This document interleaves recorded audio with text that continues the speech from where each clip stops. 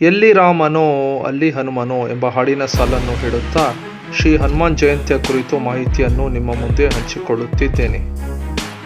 ಆತ್ಮೀಯ ಸ್ನೇಹಿತರೆ, ಬಂಧುಗಳೇ ಹಾಗೂ ವೀಕ್ಷಕರೇ, ಪುಣ್ಯಕ್ಷೇತ್ರ ಯೂಟ್ಯೂಬ್ ಚಾನೆಲ್ಗೆ ಸುಸ್ವಾಗತ. ಹನುಮಂತ ದೇವರನ್ನು ಹನುಮ ಅಥವಾ ಮಾರುತಿ ಅಥವಾ ಬಜರಂಗಬಲಿ ಅಥವಾ ಆಂಜನೇಯ ಎಂಬ ಹೆಸರುಗಳಿಂದ ಭಕ್ತಾದಿಗಳು ಕರೆಯುತ್ತಾರೆ. ಹನುಮಂತ ದೇವರು ಹಿಂದೂ ಧರ್ಮದ ಪ್ರಮುಖ ದೇವರಲ್ಲಿ ಒಬ್ಬರಾಗಿದ್ದಾರೆ. ಹನುಮಂತ ದೇವರು ರಾಮಾಯಣ ಹಾಗೂ ಮಹಾಭಾರತ ಎಂಬ ಮಹಾಗ್ರಂಥದಲ್ಲಿ ಉಲ್ಲೇಖವಾಗುವ ಜೊತೆಗೆ ಈ ಕಲಿಗಾಲ ಅಥವಾ ಕಲಿಯುಗದ ರಕ್ಷಕ ದೇವರಾಗಿದ್ದಾರೆ. ಹನುಮಂತ ದೇವರ ಹೆಸರಿನಲ್ಲಿ ಹನುಮಾನ್ ಚಾಲಿಸಾ ಶ್ಲೋಕವಿದೆ ಹಾಗೂ ಶ್ರೀ ಹನುಮಾನ್ ಜಯಂತಿ ಹಬ್ಬವೂ ಕೂಡ ಇದೆ. ಶ್ರೀ ಹನುಮಾನ್ ಜಯಂತಿಯ ಹಬ್ಬವು ಹನುಮಂತ ದೇವರ ಹುಟ್ಟುಹಬ್ಬದ ಅಂಗವಾಗಿ ಆಚರಿಸಲಾಗುವ ಹಬ್ಬವೆನಿಸಿಕೊಂಡಿದೆ. ಈ ಹಬ್ಬವು ನಮ್ಮ ದೇಶದ ಒಂದೊಂದು ಪ್ರಾಂತ್ಯದಲ್ಲಿ ವಿವಿಧ ದಿನಾಂಕಗಳಲ್ಲಿ ಆಚರಿಸಲಾಗುತ್ತದೆ.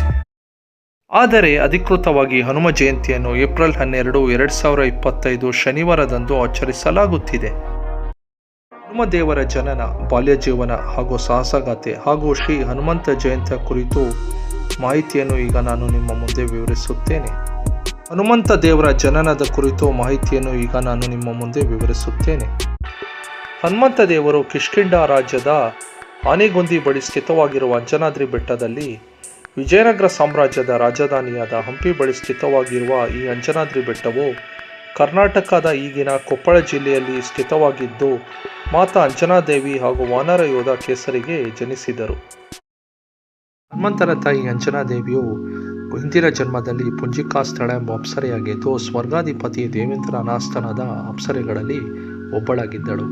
ಈ ಪುಂಜಿಕಾ ಸ್ಥಳ ಎಂಬ ಅಪ್ಸರೆಯು ಋಷಿಯ ತಪಸ್ಸನ್ನು ಭಂಗ ಮಾಡಿದ ತಪ್ಪಿಗಾಗಿ ಋಷಿಯು ಪುಂಜಿಕಾ ಸ್ಥಳ ಅಪ್ಸರೆಗೆ ತಾನು ಕಪಿಯಾಗು ಎಂಬ ಶಾಪವನ್ನು ನೀಡುತ್ತಾನೆ ಹಾಗೂ ಪುಂಜಿಕಾ ಸ್ಥಳ ಎಂಬ ಅಪ್ಸರೆಗೆ ತಾನು ಶಕ್ತಿಶಾಲಿ ಹಾಗೂ ದೈವಾಂಶ ಸಂಭೂತ ಮಗನಿಗೆ ಜನ್ಮ ನೀಡಿದ ನಂತರವೇ ತನ್ನ ಶಾಪ ವಿಮೋಚನೆಯಾಗುವುದು ಎಂಬ ಭರವಸೆಯನ್ನು ಕೊಡುತ್ತಾನೆ.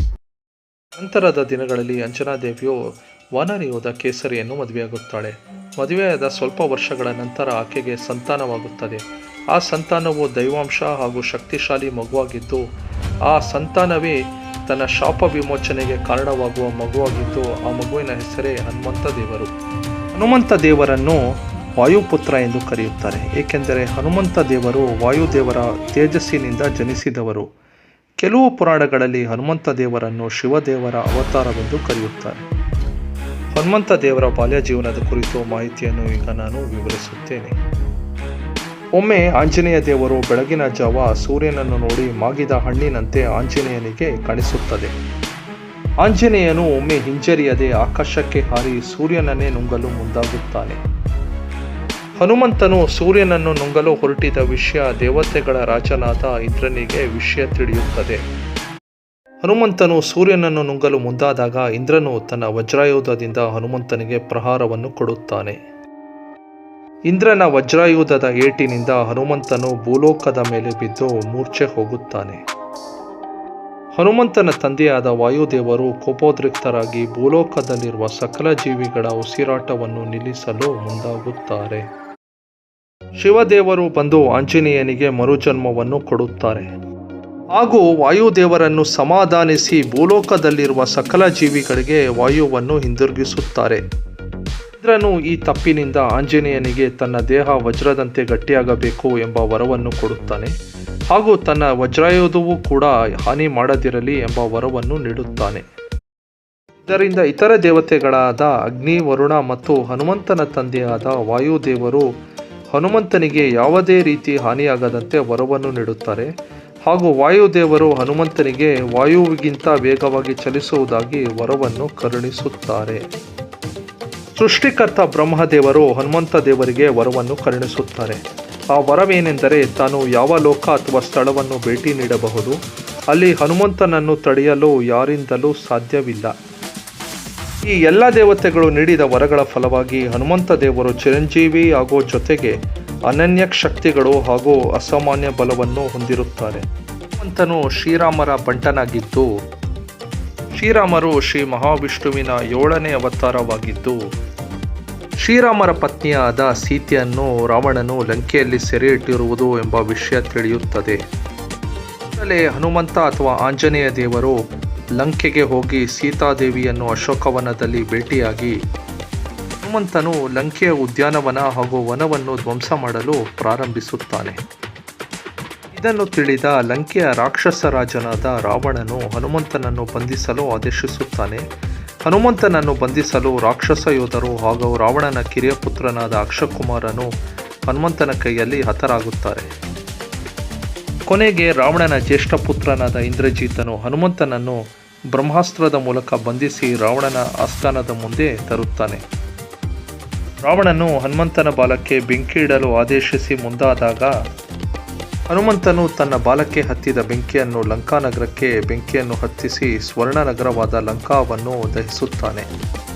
ರಾವಣನು ಸೀತೆಯನ್ನು ಬಿಡುಗಡೆ ಮಾಡಿ ಶ್ರೀರಾಮನ ಜೊತೆ ಹೋಗಲು ಒಪ್ಪದಿದ್ದಾಗ ಶ್ರೀರಾಮರು ವಾನರ ಸೇನೆಯ ಸಹಾಯದಿಂದ ಲಂಕೆಯ ಮೇಲೆ ದಾಳಿ ಮಾಡಿದಾಗ ಶ್ರೀರಾಮ ಮತ್ತು ರಾವಣನ ಮಧ್ಯೆ ನಡೆದ ಘೋರ ಯುದ್ಧದಲ್ಲಿ ಆಂಜನೇಯ ದೇವರು ವಾನರ ಸೇನೆಯ ಸೇನಾಪತಿಯಾಗಿ ಶ್ರೀರಾಮ ದೇವರಿಗೆ ಸಹಾಯ ಮಾಡಿದರು.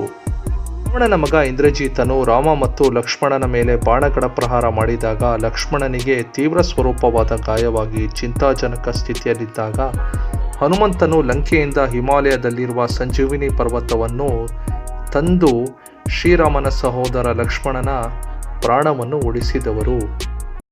ಶ್ರೀರಾಮ ಮತ್ತು ಲಕ್ಷ್ಮಣರನ್ನು ರಾವಣನ ಮತ್ತೊಬ್ಬ ಮಗ ಮಹಿರಾವಣನು ಕೊಲ್ಲಲು ಮುಂದಾದಾಗ ಹನುಮಂತನು ಮಹಿರಾವಣನ ಪಾತಾಳ ವಾಸಕ್ಕೆ ಹೋಗಿ ಮಹಿರಾವಣನ ಅಂಗರಕ್ಷಕನಾದ ಮಕರಧ್ವಜನನ್ನು ಸೋಲಿಸಿ ಮಹಿರಾವಣನನ್ನು ಸಂಹರಿಸಿ ರಾಮ ಮತ್ತು ಲಕ್ಷ್ಮಣರ ಪ್ರಾಣವನ್ನು ಉಳಿಸಿದವರು. ಶ್ರೀ ಹನುಮಾನ್ ಜಯಂತಿಯ ಕುರಿತು ಮಾಹಿತಿಯನ್ನು ಈಗ ನಾನು ವಿವರಿಸುತ್ತೇನೆ. ಶ್ರೀ ಹನುಮಾನ್ ಜಯಂತಿಯು ರಾಮಾಯಣ ಎಂಬ ಹಿಂದೂಗಳ ಮಹಾಗ್ರಂಥದಲ್ಲಿ ಬರುವ ಶ್ರೀ ಹನುಮದೇವರ ಜನ್ಮದಿನವಾಗಿ ಆಚರಿಸಲಾಗುತ್ತದೆ. ಹನುಮಂತ ದೇವರು ಶಕ್ತಿಯ ಪ್ರತೀಕವಾಗಿ ಪರಿಗಣಿಸಲಾಗುತ್ತದೆ. ಹನುಮಂತ ದೇವರನ್ನು ಈ ದಿನ ಕೆಡುಕಿನ ಮೇಲೆ ಒಳಿತಿನ ಜಯದ ಅಂಗವಾಗಿ ಭಕ್ತಾದಿಗಳು ಪೂಜಿಸುತ್ತಾರೆ. ಈ ದಿನ ಭಕ್ತರು ಹನುಮಂತ ದೇವರ ಆಶೀರ್ವಾದ ಹಾಗೂ ಅನುಗ್ರಹವನ್ನು ಪಡೆಯಲು ಆಂಜನೇಯ ದೇವರನ್ನು ಪೂಜಿಸುತ್ತಾರೆ. ಈ ದಿನ ಜನರು ಹನುಮಾನ್ ಚಾಲೀಸಾ ದೇವಾಲಯಗಳಲ್ಲಿ ನುಡಿಯುತ್ತಾರೆ ಹಾಗೂ ಸ್ಮರಿಸುತ್ತಾರೆ.